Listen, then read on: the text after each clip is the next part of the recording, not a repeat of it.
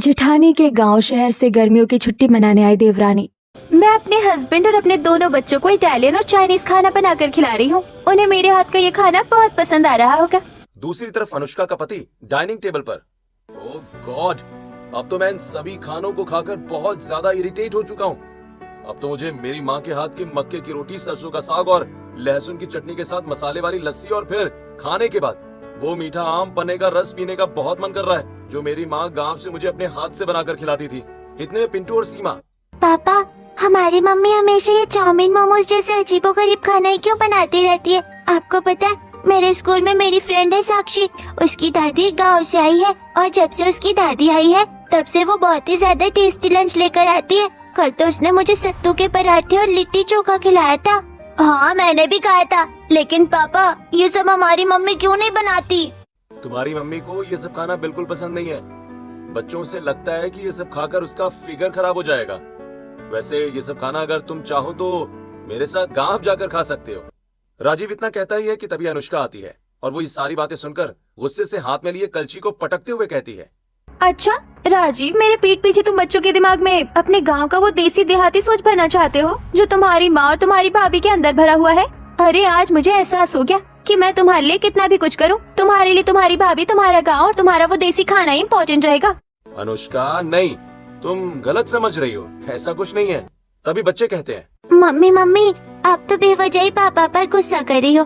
पापा तो बस दादी माँ को याद कर रहे थे, और सच कहूँ तो हमें भी आपका ये रोज रोज चाउमीन मोमोज खाना पसंद नहीं है।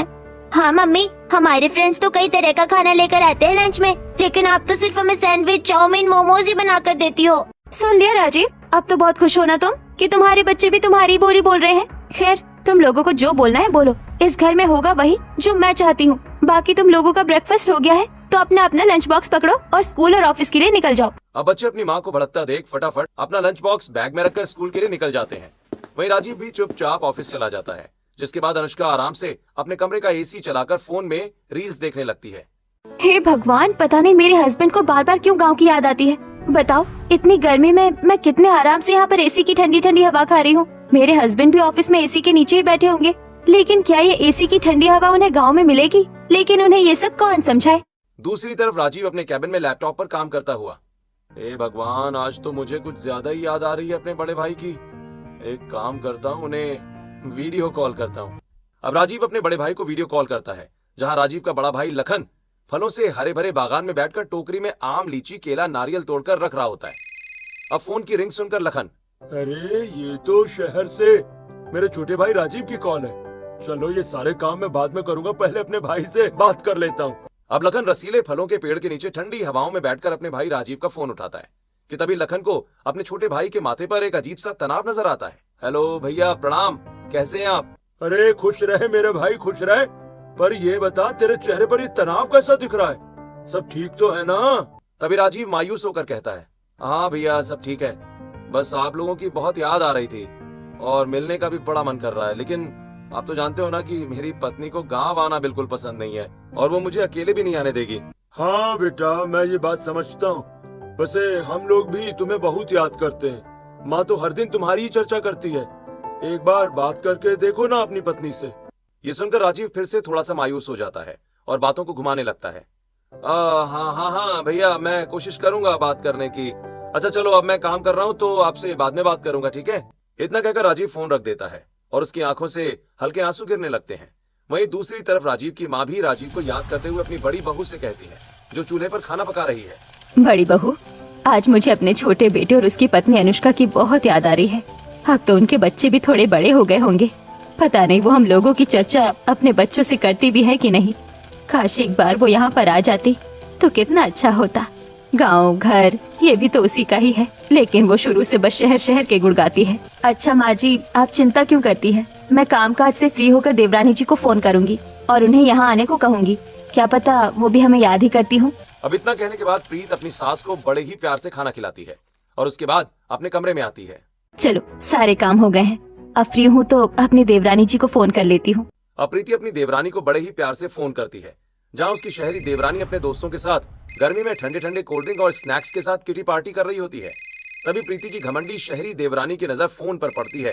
वो अपनी जेठानी का कॉल देखकर खुश नहीं होती और चिढ़कर फोन उठाकर कहती है, ओह गॉड, आज मेरी गांव की चिठानी ने मुझे फोन कैसे कर दिया? अरे अचानक मेरी याद कैसे आ गई आपको? कोई काम था या पैसे वैसे चाहिए थे? चाहिए तो बता दीजिए, मैं भिजवा दूंगी। अब अनुष्का की ये बातें सुनकर किटी पार्टी में आए लोग तेज तेज हंसने लगते हैं, जिसकी आवाज सीधा प्रीति के कानों में जाती है और उसे काफी शर्मिंदगी महसूस होती है। नहीं नहीं, मुझे कोई पैसा नहीं चाहिए देवरानी जी। सच कहूँ तो माँ जी को आपकी बहुत याद आ रही है और बच्चों को देखे भी बहुत दिन हो गए हैं। अगर आपके पास समय है तो कुछ दिन के लिए आप गांव क्यों नहीं आ जाती हैं? अच्छा, तो प्यारी प्यारी बातें करके मेरी गांव की गंवार जेठानी मुझे शहर से गांव बुलाना चाहती है, अपने देहाती इलाके में जहाँ पर किसी भी चीज की कोई सुविधा नहीं है। अरे तुम लोगों का तो खाना भी गंवारों जैसा होता है।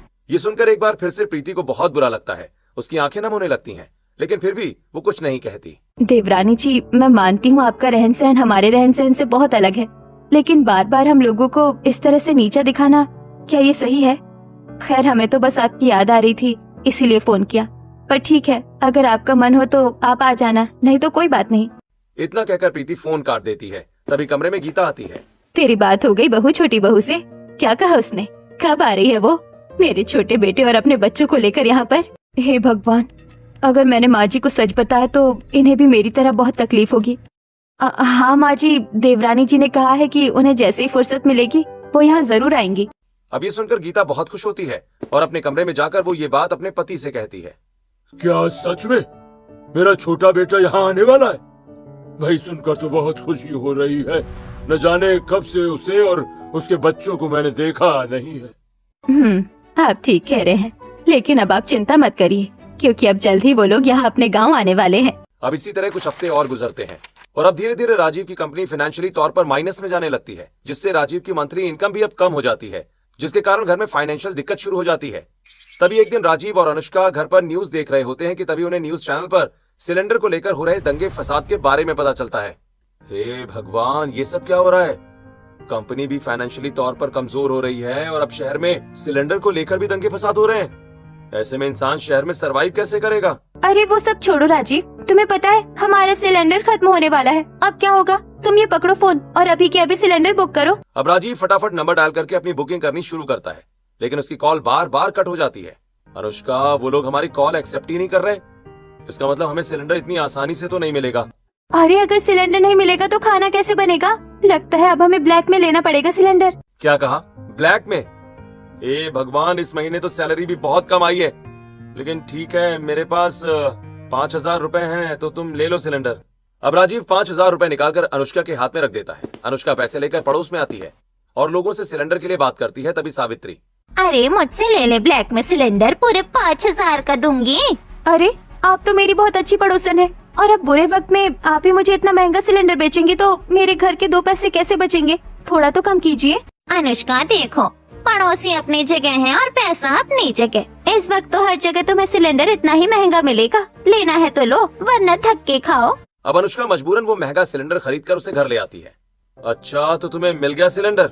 चलो, तुम इसे ध्यान से खर्च करना, क्योंकि अभी मेरे पास पैसे नहीं है और मेरी कंपनी भी बहुत लॉस में चल रही है, तो कोशिश करना कि ये 1 महीने से ज्यादा ही चले।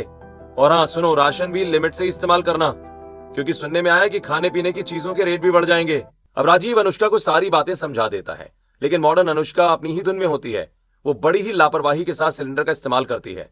वो जब भी खाना बनाती, उस खाने को ओवर कुक करके सारा खाना जला देती। कभी गैस ऑन करके वो फोन पर रील्स बनाने लगती, जिससे गैस की बहुत बर्बादी होती है। अब कुछ ही हफ्तों में अनुष्का के बच्चों की स्कूल की गर्मी की छुट्टियां भी पड़ जाती हैं, जिस वजह से बच्चे 24 घंटे अनुष्का के साथ घर में रहकर अनुष्का को स्नैक्स बनाने को कहते हैं।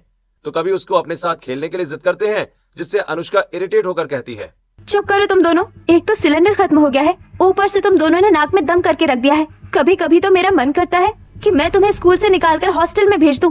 अब अनुष्का का गुस्सा देखकर दोनों ही बच्चे तेज तेज रोने लगते हैं। मम्मी, आप तो बस हमें डांटती रहती हो।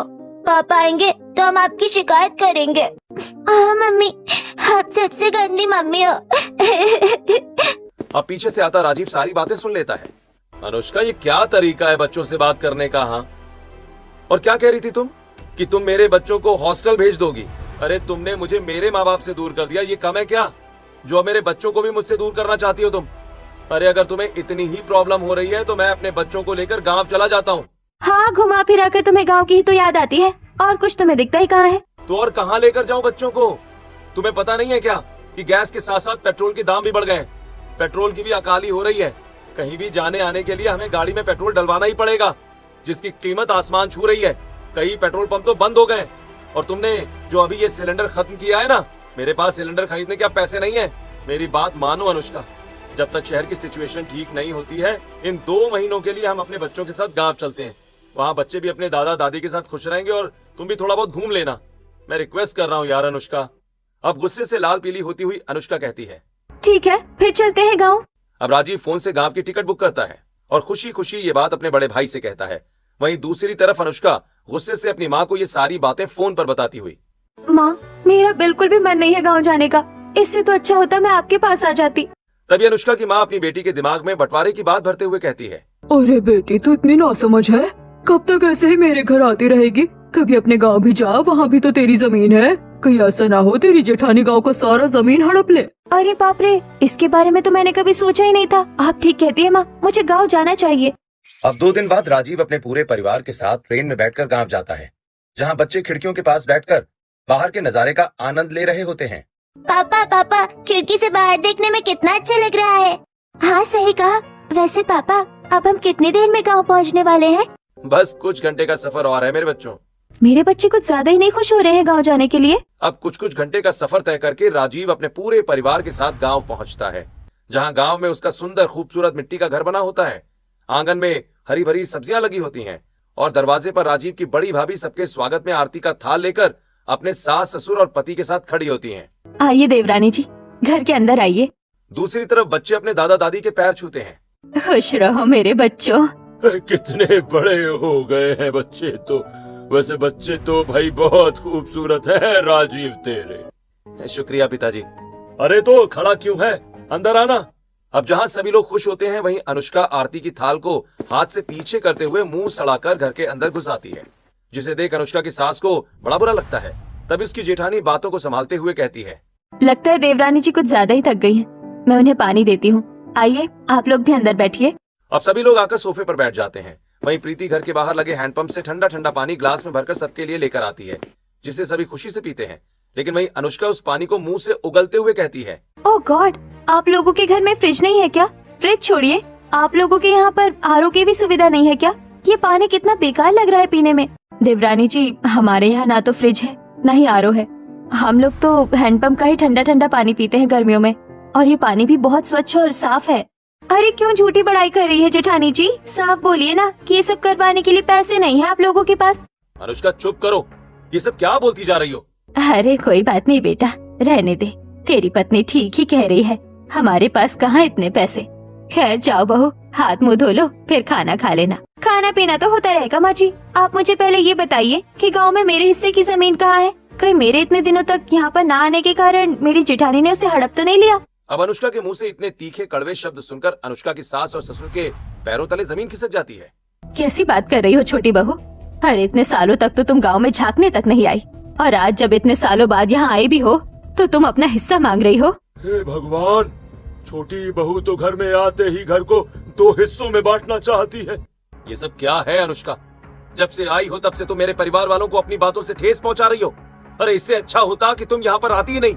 अरे कोई बात नहीं देवर जी, आप गुस्सा क्यों कर रहे हैं? और देवरानी जी, मैंने आपके हिस्से को हाथ नहीं लगाया है। इस घर में सब कुछ वैसा ही है जैसा आप छोड़कर गई थी, और आप जिस दिन बोलेंगी हम उस दिन घर के बीचों बीच एक दीवार खड़ी कर देंगे। हाँ हाँ ठीक है, मुझे भी बस इतना ही सुनना था, ताकि मैं जब चाहूँ तब इस घर में बंटवारा करके अपना हिस्सा ले सकूँ। अब इतना कहकर अनुष्का हैंडपंप के नीचे हाथ मुंह धोने चले जाती है और कुछ देर के बाद घर के आंगन में आती है, जहाँ उसकी जेठानी चूल्हे पर मक्के की रोटी बना रही होती है। ओह गॉड, सो डिस्गस्टिंग। कितना काला धुआं निकल रहा है इस चूल्हे से। आपकी स्किन खराब नहीं होती जेठानी जी? इससे तो अच्छा होता आप घर में सिलेंडर लगवा लेती।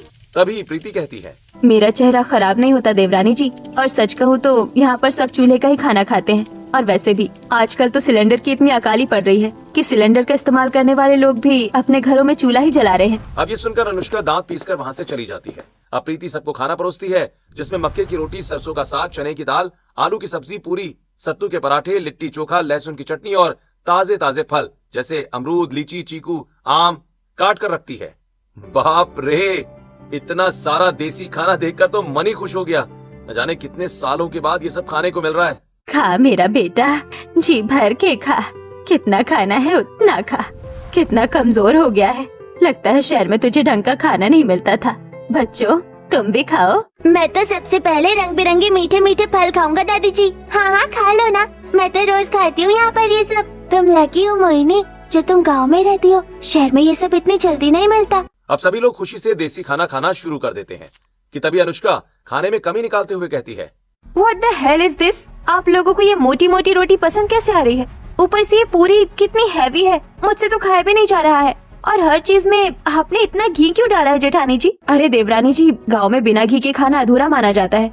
वैसे आपको खाना नहीं पसंद तो आप ये फल खा लीजिए। गर्मियों में ठंडा ठंडा फल खाने से सेहत ठीक रहती है। नहीं, मैं नहीं खा रही क्योंकि मैं शुगर फ्री फ्रूट्स ही खाती हूँ और ये फ्रूट शुगर फ्री नहीं है। अब इसी तरह अगले दिन अनुष्का की सास अपनी दोनों बहुओं और बच्चों को लेकर फलों के बागान में आती हैं, जहाँ बच्चे बड़ी ही खुशी के साथ खिलखिलाते हुए झूला झूलते हैं। बच्चों, आराम से, चोट मत लगवा लेना।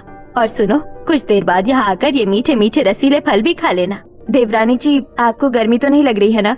वैसे यहाँ पर ये घने फलों के पेड़ के नीचे ठंडी ठंडी हवा ही चलती रहती है, तो आपको यहाँ गर्मी का एहसास तो नहीं होगा। गर्मी का एहसास तो नहीं हो रहा है यहाँ पर, लेकिन मुझे सिर्फ एसी में रहने की आदत है। अब कुछ देर बाद सभी लोग घने फलों के बागान में बैठकर रसीले फल खाते हैं, जिसके बाद गीता अपनी दोनों बहुओं और बच्चों को लेकर नदी के किनारे आती है। अब बच्चे नदी को देखकर बिना किसी देरी के उसमें छलांग लगा देते हैं। अरे बच्चों, तुम लोग इस पानी में क्यों चले गए? जल्दी से बाहर आओ, ये पानी अनहाइजीनिक होगा। देखो उस तरफ लोग कैसे गाय भैंसों को नदी में ही नहला रहे हैं। अरे देवरानी जी, उस तरफ किनारा है और वहाँ का पानी इस तरफ नहीं आता। ये पानी स्वच्छ और साफ है, आप चिंता मत कीजिए। अब जबरदस्ती प्रीति अपनी देवरानी को नदी के अंदर ले आती है और नदी में आते ही अनुष्का को बहुत ही ठंडक और सुकून महसूस होता है। ओह गॉड, ये पानी कितना ठंडा और कितना क्लीन लग रहा है। इस पानी में आते ही मन कितना रिलैक्स हो गया। कैसा लगा देवरानी जी नदी में आकर? हाँ ठीक ठाक है, वैसे मुझे तो शावर लेने की आदत है। अब इसके बाद गीता अपनी दोनों बहुओं और बच्चों को लेकर जंगल की तरफ आती है और ढेर सारी लकड़ियाँ तोड़ने लगती है। अरे आप लोग ये क्या कर रहे हैं? रात होती जा रही है, इस वक्त लकड़ियाँ तोड़ना जरूरी है क्या? बहू, लकड़ियाँ अभी नहीं तोड़ेंगे तो रात का खाना कैसे बनेगा? तू घबरा मत, यहाँ कुछ नहीं होगा। ये गांव है, तुम्हारा शहर नहीं। हाँ, शहर में तो रात के 9 बजने के बाद ही क्राइम होने शुरू हो जाते हैं, लेकिन गांव में ऐसा कुछ नहीं होता। अब इसी तरह कुछ हफ्ते गुजरते हैं और एक दिन अनुष्का अपनी फ्रेंड को वीडियो कॉल करती है। अरे वाह अनुष्का, तू गाँव गई हुई है? हाँ यार, मजबूरन आना पड़ा अपने पति के कहने पर। मेरा तो यहाँ बिल्कुल मन नहीं लग रहा है, पता नहीं मैं कब शहर आऊंगी। रुक रुक अनुष्का, यहाँ आने की कोशिश मत कर। अच्छा है तू गाँव में है। तुझे पता है शहर की कंडीशन कितनी खराब हो रही है। मुझे देख, मैं 3 हफ्ते से घर से बाहर नहीं निकली हूँ। क्यों? क्योंकि बाहर जाने के लिए गाड़ी में पेट्रोल डलवाना पड़ेगा और पेट्रोल की कीमत बहुत महंगी हो चुकी है। साथ ही सिलेंडर भी नहीं मिल रहा है। लोगों को खाना तो खाना, घूमना फिरना भी दुश्वार हो चुका है। तेरा अच्छा है तू गाँव में है, तू वहाँ एंजॉय कर। चल रखती हूँ, बाय। अब फोन कटने के बाद अनुष्का टेंशन में चली जाती है कि तभी इत्तेफाक से वहाँ उसका पति भी आ जाता है। हे भगवान, अनुष्का गाँव आकर भी तुम सिर्फ फोन चला रही हो। अरे देख लेना अनुष्का, गर्मियों की छुट्टियां खत्म होने के बाद जब तुम बच्चों को लेकर शहर जाओगी ना, तब तुम्हें बहुत रिग्रेट होगा कि तुमने गांव में रहकर गांव का आनंद ही नहीं लिया। क्योंकि शहर की कंडीशन बहुत खराब हो चुकी है यार। मैं रोज न्यूज देख रहा हूँ, वहाँ पर सिलेंडर को लेकर दिक्कत है, पेट्रोल को लेकर दिक्कत है, पॉल्यूशन बढ़ रहा है, महंगाई बढ़ रही है और तुम्हें ये सब कुछ आराम से मिल रहा है, शांति पूर्वक। तो तुम इसको एंजॉय नहीं कर रही हो। अब इतना कहकर राजीव वहाँ से चला जाता है, जिसके बाद अब अनुष्का को भी एहसास होता है कि शायद वो गलत कर रही है। अब आज की रात अनुष्का खाना खाने के बाद अपनी जेठानी के साथ सभी जूठे बर्तनों को लेकर नदी के पास आकर उसके साथ मिलकर बर्तन धोती है। अरे देवरानी जी, मुझे तो विश्वास नहीं हो रहा कि आप मेरे साथ नदी के पास इतनी रात को बर्तन धो रही हैं। कोई बात नहीं जेठानी जी, अब विश्वास कर लीजिए, क्योंकि अब मैं ऐसे ही गांव की हर छोटी छोटी चीजों को एंजॉय करूंगी। क्योंकि मुझे समझ में आ गया है कि जो सुकून और शांति गांव में है वो शहर में नहीं है। अब दोनों ही देवरानी जेठानी बर्तन धोकर घर आती हैं तो देखती हैं कि गीता, लखन, राजीव अपने हाथों में बिस्तर लेकर छत पर जा रहे हैं। अरे आप लोग छत पर जा रहे हैं? हाँ बहू, गर्मी थोड़ी ज्यादा है तो हम लोग छत पर ही सोएंगे आज। अब सभी लोग घर की छत पर आकर एक लाइन से तकिया लगाकर सो जाते हैं। छत के चारों तरफ घने पेड़ होते हैं, जिसकी ठंडी ठंडी हवाओं से परिवार के सभी सदस्यों को ठंडक का एहसास हो रहा होता है। वहीं गीता अपने पोता पोती को सुनहरी कहानियां सुना रही होती है। दादी जी, आप तो बहुत अच्छी कहानी सुना रही हो, मजा आ रहा है सुनकर। दूसरी तरफ राजीव और लखन, भैया आज बड़े दिनों के बाद आपके साथ छत पर सोकर बहुत सुकून मिल रहा है। मुझे भी मेरे भाई। वहीं प्रीति अपनी देवरानी से, देवरानी जी आपको नींद तो आ रही है ना छत पर? हाँ जेठानी जी, बहुत अच्छी नींद आ रही है। चारों तरफ पेड़ से ठंडी ठंडी हवा आ रही है और छत पर कितना रिलैक्स मिल रहा है। कोई पॉल्यूशन नहीं है, कोई शोर नहीं है। सच में यहाँ बहुत सुकून है। अब अगले दिन गीता अपने पूरे परिवार को लेकर अपने गांव की कुल देवी के पास पहुंचती है, जहां सभी सदस्य मिलकर पूजा करते हैं और इस पूजा से अनुष्का का पूरा दिमाग शांत हो जाता है। सच में माता रानी के दर्शन करके तो मन पवित्र हो गया। अब घर आकर अनुष्का अपनी जेठानी के साथ चूल्हे पर खाना भी बनाती है। वैसे चूल्हे पर खाना बनाने में भी एक अलग ही मजा है जेठानी जी। चलिए वैसे खाना बन गया है, आप खाना परोस दीजिए सबको। अप्रीति सभी लोगों को खाना परोसती है, तभी अनुष्का कहती है, अरे जेठानी जी, वो वाला अचार नहीं है जो आप रोज खाने में देती है। अरे मुझे तो विश्वास ही नहीं हो रहा है कि अनुष्का को अचार चाहिए। अनुष्का, तुम्हें कब से ये सब पसंद आने लगा? बस कीजिए आप, मेरी देवरानी को परेशान मत करिए। वैसे भी वो कुछ खाती नहीं है। वही तो, इनका तो काम है मुझे छेड़ने का। अब इसी तरह 1 से आधा महीना निकल जाता है, जिसके बाद बच्चे रो रो कर अपनी माँ से कहते हैं, मम्मी मम्मी, गर्मियों की छुट्टियां खत्म होने वाली है, लेकिन हमें गांव छोड़कर शहर जाने का मन नहीं कर रहा है। मेरा भी मन नहीं है। ये सुनकर अनुष्का की आंखों में भी आंसू आ जाते हैं। अब मैं इन्हें कैसे बताऊं कि मन तो मेरा भी नहीं कर रहा है, लेकिन जाना तो पड़ेगा। अब अनुष्का गांव के बाजार में जाकर देसी सामान की शॉपिंग भी करती है, जैसे खादी के कपड़े, हरी सब्जी में डालने वाले दाल की बड़ियां, पापड़, चिप्स जैसी अनेक चीजें खरीदती है। अब देखते ही देखते 2 महीने खत्म हो जाते हैं और अब अनुष्का के परिवार वालों का गांव से अलविदा लेने का समय आ जाता है।